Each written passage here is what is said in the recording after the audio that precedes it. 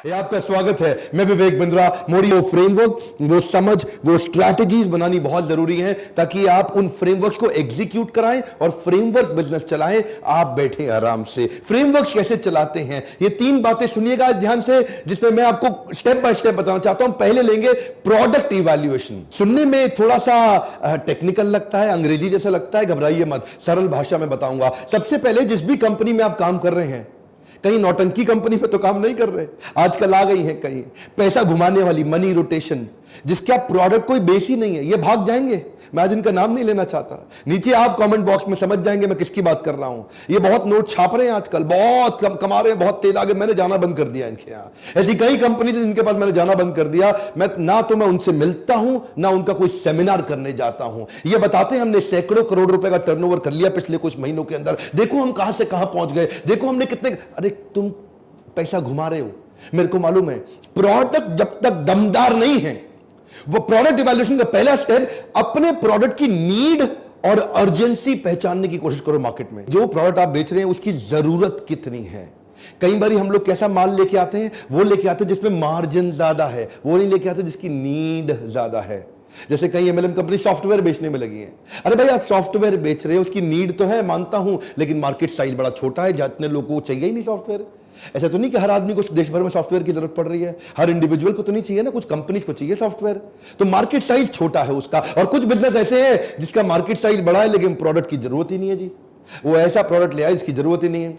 इसका second point समझिए, identify the uniqueness of the envision product. ये बड़ा इंपॉर्टेंट है सेकंड पॉइंट। जो माल आप बेच रहे हैं वो कितना यूनिक है। आप ऐसा तो नहीं कि कुछ वही बेच रहे हो, सारे के सारे बेच रहे हो। आप वही तेल साबुन शैंपू बेच रहे हो, सबके सब बेच रहे हैं। आप वही टूथपेस्ट बेच रहे हैं, तो सबके सब बेच रहे हैं। अगर वो टूथपेस्ट है भी कितनी यूनिक है, अगर वो तेल साबुन शैंपू है भी कितनी यूनिक है। ऐसा तो नहीं कि कोई भी कॉपी मार लेता आकर के एमएलएम चालू कर देता, लो जी मेरा भी टूथपेस्ट पकड़ो और बेचो जी, 150 रुपए का टूथपेस्ट 500 रुपए में बेचो। अगर आपका प्रोडक्ट यूनिक भी नहीं है और महंगा भी बहुत है, आपको बहुत पुश करना पड़ेगा सेल्स में। इसलिए सबसे पहले प्रोडक्ट इवैल्यूएशन बहुत जरूरी है, क्योंकि अगर प्रोडक्ट ही गलत हो गया, प्रोडक्ट ही ऐसा है जिसका रीपर्चेज ही ना आए, तीसरा पॉइंट क्या है, रीपर्चेज, उसका रिकरिंग रेवेन्यू ही ना आए, तो फायदा क्या हुआ जी।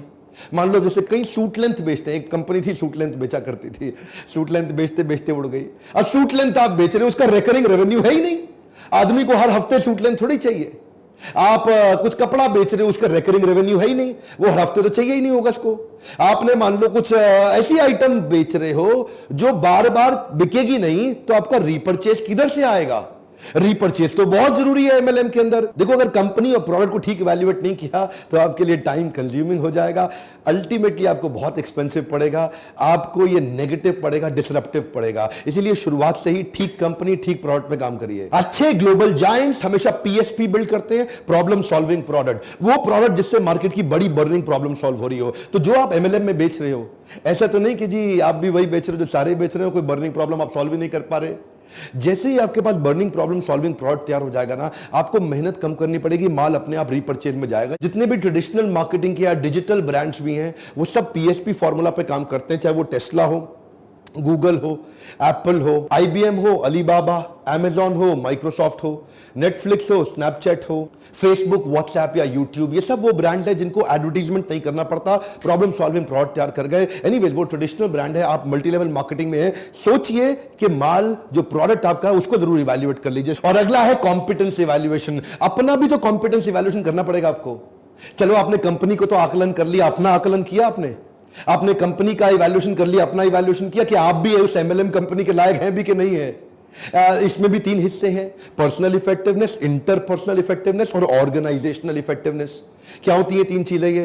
पर्सनल इफेक्टिवनेस मतलब आप खुद अंदर से कितने ताकतवर हैं, क्या आप में वो नेगेटिव कस्टमर को सहने की क्षमता है कि नहीं, आप में वो फेलियर को सहने की क्षमता है कि नहीं है। 100 लोगों से आप मिले, क्या आप में 95 नेगेटिव फेलियर्स को टॉलरेट करने की ताकत है।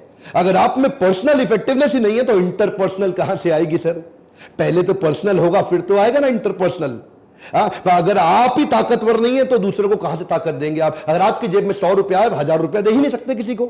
पहली ताकत तो आपके अंदर वो कन्विक्शन, वो एंथुसियाज्म का ट्रांसफर ही सेल्स को बढ़ाता है। जितना आप अपने प्रोडक्ट पे उत्साहित है ना, उतना ही उत्साह दूसरे वाले को दे सकते हैं। आपका personal effectiveness, that's first. Second है इन्फ्लुएंस करने की कला, सामने वाले को कोच करने की कला, उसको इन्फ्लुएंस करना आता है आपको?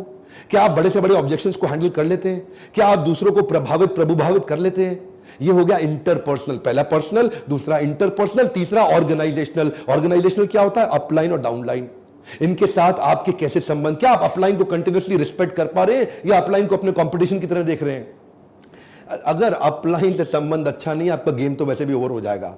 लंबा वो आदमी टिकता ही नहीं जो अपने सीनियर की रिस्पेक्ट ही ना कर सके। और डाउनलाइन को आप कितना इन्फ्लुएंस कर पा रहे हैं, इसको बोलते हैं ऑर्गेनाइजेशनल, ऊपर नीचे दाएं बाएं। जब पूरी ऑर्गेनाइजेशन को आप रन करने लायक हो जाते हैं, सबसे बड़े डायमंड बनते हैं आप। पावरफुल डायमंड बनने के लिए भगवद गीता में कृष्ण ने भी एक श्लोक बोला है, 3 अध्याय का 21वां श्लोक। अगर आप शक्तिशाली डायमंड बनना चाहते हैं, श्लोक को समझिए। क्या कहते हैं कृष्ण? यद यदाचरति श्रेष्ठ तत्तदेव तरो जना स यत् प्रमाणम कुरुते लोकस्तदनुवर्तते।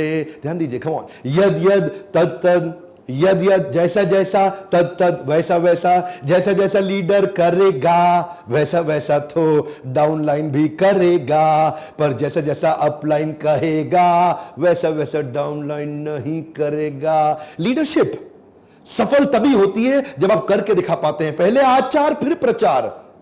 जैसा जैसा लीडर करेगा डाउनलाइन अपने आप करेगा, पर अगर लीडर खाली कहेगा डाउनलाइन कुछ नहीं करेगा।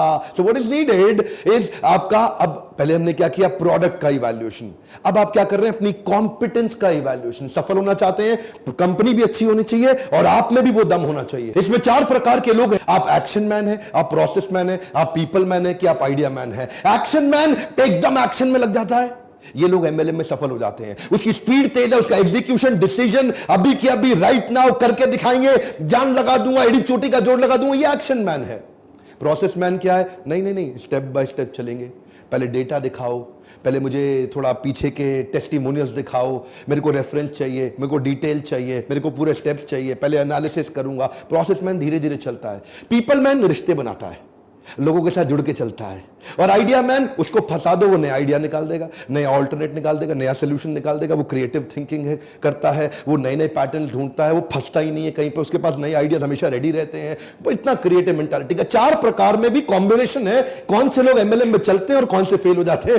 सारे नहीं चलते। अगर आप प्रोसेस मैन बहुत ज्यादा है तो एमएलएम में रिजेक्शन संभाल ही नहीं पाएंगे। एमएलएम के अंदर एक्शन और आइडिया का कॉम्बिनेशन चलता है, एक्शन पीपल का कॉम्बिनेशन चलता है। लेकिन अगर आपका प्रोसेस में स्कोर ज्यादा, क्योंकि हम आपका टेस्ट लेते हैं, कॉम्पिटेंस एनालिसिस हो गया, यानी कि अपनी कंपनी को चेक कर लिया, अपने आप को चेक कर लिया। अब परफॉर्मेंस एनालिसिस।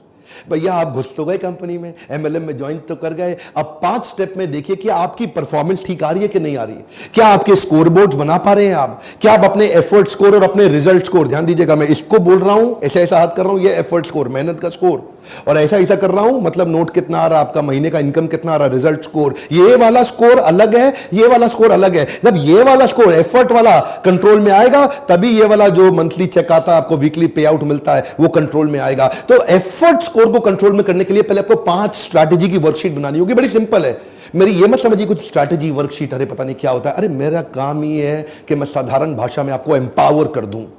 पहला चीज, number of calls made daily लिखो। आप अपना एक बेंचमार्क बना लो, मुझे कितनी कॉल्स करनी थी, अपॉन कितनी कॉल्स किया। Number 2, number of meetings done, इसको भी डेली इवैल्यूएट करना है। नंबर 3, रीपरचेज कितना हुआ, इसको भी डेली इवैल्यूएट करना है। नंबर 4, नंबर ऑफ ज्वाइनिंग कितना कराया आपने, ये वीकली इवैल्यूएट कर लीजिए, कितने लोग ज्वाइन किए। Programmes and meetings organised as an upline, ये मंथली इवैल्यूएट करिए। पहले 3 डेली इवैल्यूएट करने हैं, चौथे वाले को वीकली इवैल्यूएट करना है, 5वें वाले को मंथली इवैल्यूएट करना है। अगर इनके स्कोरबोर्ड बना लीजिए, जहां भी आप हैं साधारण घर के अंदर एक स्कोरबोर्ड बना लीजिए, उसके सामने अपने डेली के स्कोर लिख लीजिए, Monday, Tuesday, Wednesday, Thursday, Friday, Saturday, Sunday.